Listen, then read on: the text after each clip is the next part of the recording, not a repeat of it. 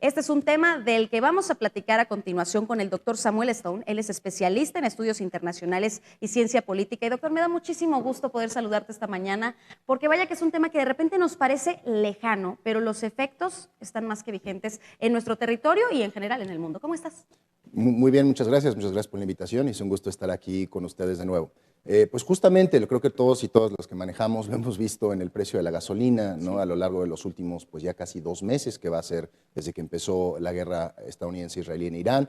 Y justamente este evento que se suscitó en los últimos 2 días de la salida de los Emiratos Árabes Unidos de la OPEP, tiene 2 vertientes. Una es que se está alineando cada vez más ese país con Israel y con los Estados Unidos, y al mismo tiempo que hay una rivalidad ahí en los últimos 10 años que se ha desarrollado entre Arabia Saudita y los Emiratos, no solo en la región, no solo por la producción de petróleo, sino también en conflictos armados de diferentes índoles en África, en Yemen, y entonces tenemos ahí dinámicas distintas que se conjuntan y que a final de cuentas tienen un impacto en el precio del petróleo y por lo tanto en el precio de todo a nivel global. ¿Cuáles son los efectos de que se tome esta decisión, de que ellos digan ya no queremos ser parte de?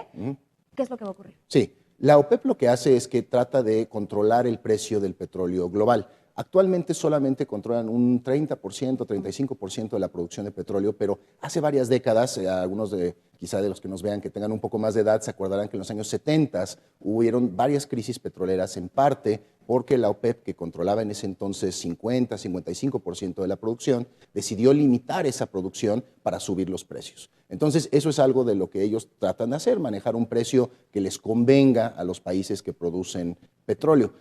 Eso limita cuánto puede un país producir y vender cada día, y lo que quieren los Emiratos ahora es poder producir y vender más. Tienen la capacidad para hacerlo y al salirse de la OPEP entonces pueden pues producir todo lo que quieran, vender todo lo que quieran, y eso a Estados Unidos en este momento le conviene para tratar de que incremente la producción y bajen los precios del petróleo. A corto plazo, si los buques no pueden salir del Golfo Pérsico porque sigue el estrecho de Hormuz cerrado, puede ser que no tenga tanto impacto, pero en cuanto se acabe la guerra, ese petróleo de los Emiratos va a salir y va a ayudar a que los precios del petróleo y de la gasolina bajen. Ok, entonces lo que estamos viendo es que están tratando de desarmar de alguna forma para que el conflicto no sea tan grande, pero los efectos no van a ser inmediatos, son efectos que no vamos a ver hasta que termine este conflicto. Entonces prácticamente seguimos en la misma situación, Sí. con ellos dentro o fuera. Sí, por el momento sí.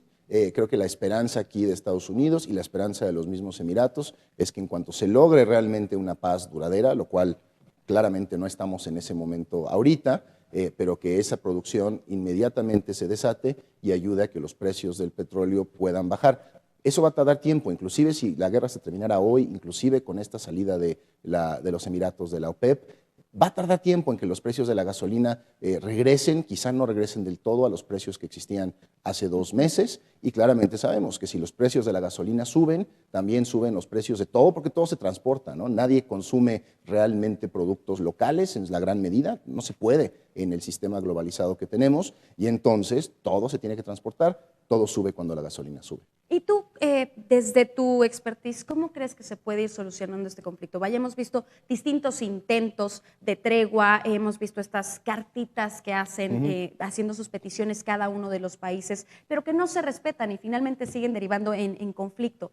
¿Qué es lo que sí puede ocurrir para que no se afecte de la forma en la que está ocurriendo alrededor del mundo? Sí, realmente lo que requiere aquí es que Estados Unidos ceda en algunos puntos en algún momento. Lo que queda claro es que el gobierno en Irán no es el gobierno de Venezuela, a pesar de lo que quizá algunos analistas en Estados Unidos pensaron, no va a ceder en estos puntos de interés nacional para ellos. Entonces, desafortunadamente, lo que la guerra en Irán ha hecho es ponernos a todos en el mundo en una situación peor de la que estábamos antes en términos energéticos, pero también peor de la que estaba Estados Unidos antes en relación con Irán. Entonces, lo que tiene que suceder es que Estados Unidos decida que básicamente el dolor económico, el dolor político para Donald Trump y para el Partido Republicano es suficientemente alto que requiera que básicamente ¿no? hagas concesiones en la negociación con Irán y acepte que pues, no va a lograr todo lo que quizá quería lograr, a menos de que se comprometa a una acción militar terrestre a gran escala, lo cual no va a suceder.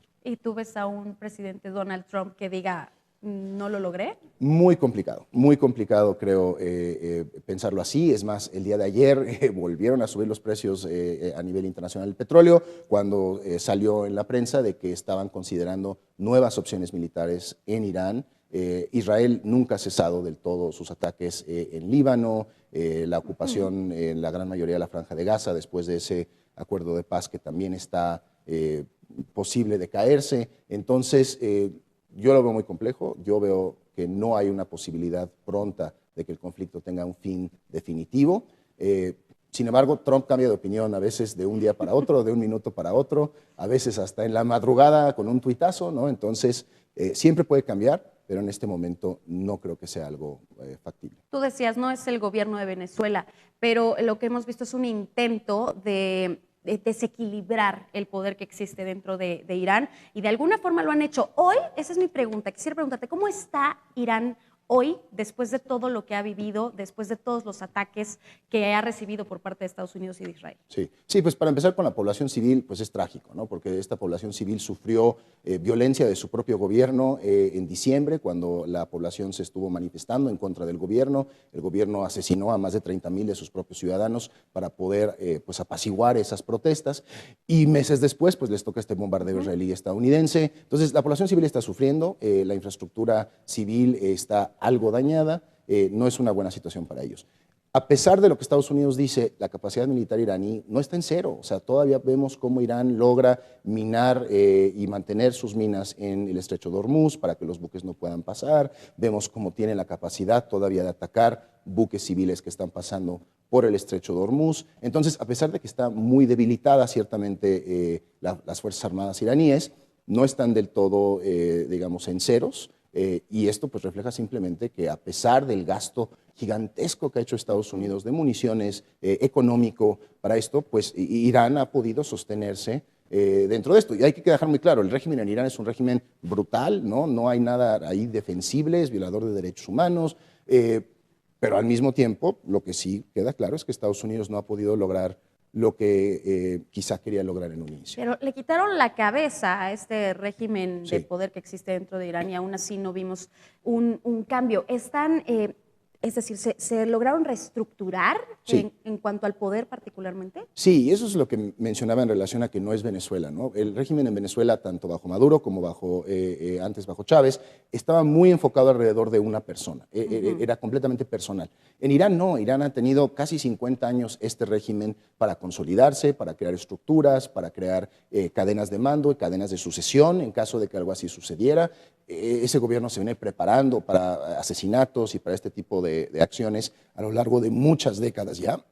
Y entonces, no es de todo sorpresivo que ha podido entonces reestructurarse, que ha podido mantenerse en el poder. Es más, al contrario, parece que quizá los que están ahorita en control, difícil saberlo del todo, son más radicales inclusive que el gobierno que pues fue asesinado por Israel y Estados Unidos. Le agradezco muchísimo la charla, doctor Samuel Stone, especialista en estudios internacionales y ciencia política, académico también de la UTLAB. Gracias por acompañarnos. Bueno, nos vemos pronto, ojalá con mejores noticias. Un gusto, muchas gracias.